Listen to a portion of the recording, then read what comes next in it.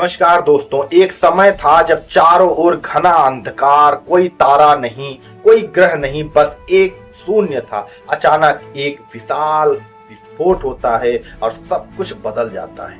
यह विस्फोट इतना शक्तिशाली था कि इसी से समय, स्थान, ऊर्जा, पदार्थ इत्यादि का जन्म होता है। इसे बिग बैंग के नाम से जाना जाता है, जिसने हमारे ब्रह्मांड की उत्पत्ति की नींव रखी। आइए इस अद्भुत यात्रा पर चलें और जानें कैसे एक छोटे से बिंदु से हमारे ब्रह्मांड एक विशाल यूनिवर्स की उत्पत्ति। अगर आपको ये वीडियो पसंद आए तो इस चैनल को सब्सक्राइब करो, बेल आइकन को दबाना ना भूलो, जिससे इस तरीके से नॉलेज देने वाले वीडियो सबसे पहले पहुंचे। आइए देखते हैं कि ब्रह्मांड की उत्पत्ति एक छोटे से बिंदु से कैसे होता है। एक समय था जब पूरा ब्रह्मांड अंधकार में डूबा हुआ था। कोई तारा नहीं था, कोई ग्रह नहीं था, एक छोटा सा शून्य था। लगभग 13.8 अरब साल पहले ब्रह्मांड का पूरा द्रव्यमान एक बिंदु पर, एक सेंटर पॉइंट पर केंद्रित था, जिसे सिंगुलैरिटी कहा जाता है। अब यह बिंदु बहुत ही घना, डेंस और गर्म था। अचानक एक विशाल विस्फोट होता है, जिसे बिग बैंग कहा जाता है। इस विस्फोट ने ही ब्रह्मांड को जन्म दिया और यहीं से शुरू हुआ स्थान, समय, ऊर्जा। अब यहाँ पे एक बात तो साफ हो गई कि ब्रह्मांड युगहीन नहीं है, इसका समय का अंत नहीं है, इसकी एक शुरुआत हुई है। इसके लिए इसकी एक निश्चित सीमा और इसका एक उम्र है। कई सारे सिद्धांत ऐसे हैं जो हमें ये बताते हैं कि ब्रह्मांड स्थिर है, इसका विस्तार नहीं हो रहा है, इसका कोई प्रारंभ और अंत नहीं है।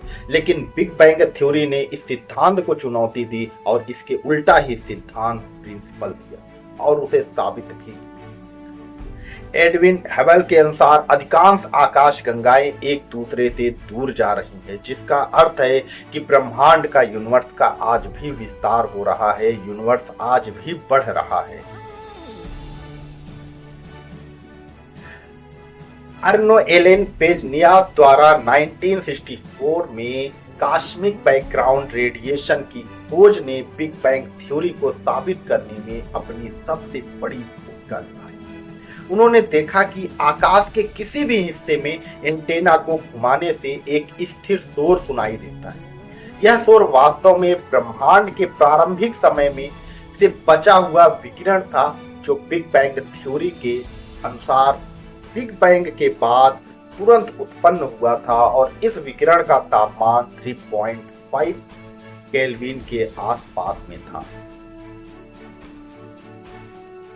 बिग बैंग थ्योरी वास्तव में क्या कहती है? आइए ब्रह्मांड के निर्माण के चरणों को बिग बैंग थ्योरी के अनुसार गहराई से समझने की कोशिश करते हैं। ब्रह्मांड के विस्तार की कहानी को दो कालों में विभाजित किया जा सकता है।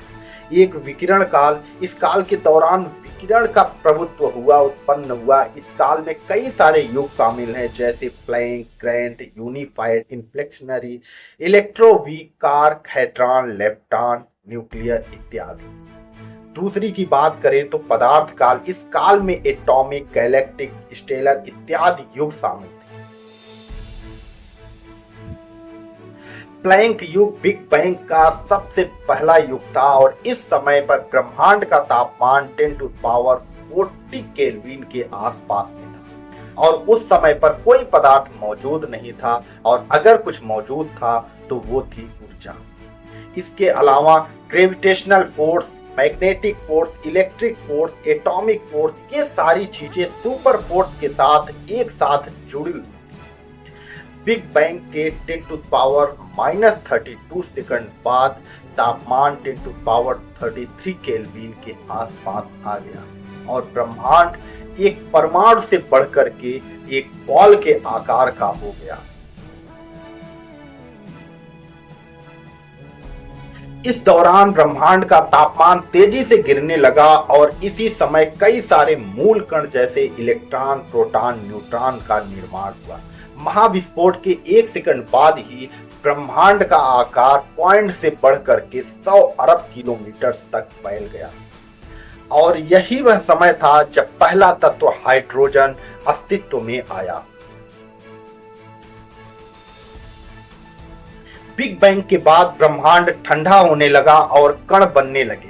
कार्क मिलकर के प्रोटॉन और न्यूट्रॉन बनाने लगे और बाद में ये मिलकर के परमाणु बनने लगे। लगभग 3 लाख साल बाद ब्रह्मांड इतना ठंडा हो गया कि परमाणु स्थिर हो गए, एटॉमिक स्थिर हो गए। इस प्रक्रिया को रिकॉम्बिनेशन कहा जाता है और जिससे प्रकाश फोटॉन मुक्त हो गया और ब्रह्मांड ट्रांसपेरेंट टाइप से दिखने लगा।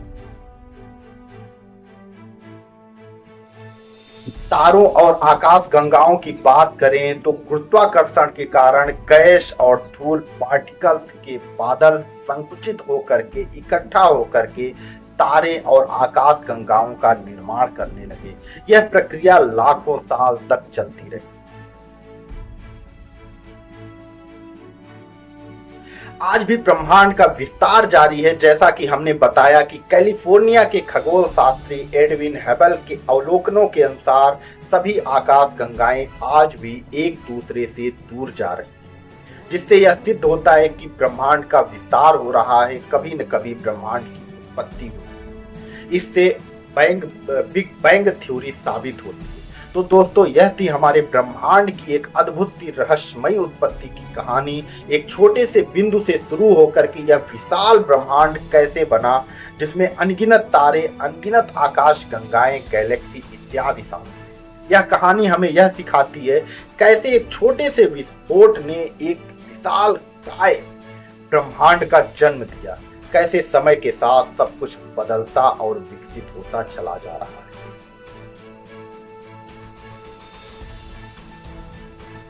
हमारे ब्रह्मांड की कहानी हमें यह याद दिलाती है कि हम धरती के एक छोटे से कहीं जगह में, गांव या शहर में से बिलोंग करते हैं। ये ब्रह्मांड कितना बड़ा है, इसकी हम कल्पना भी नहीं कर सकते हैं।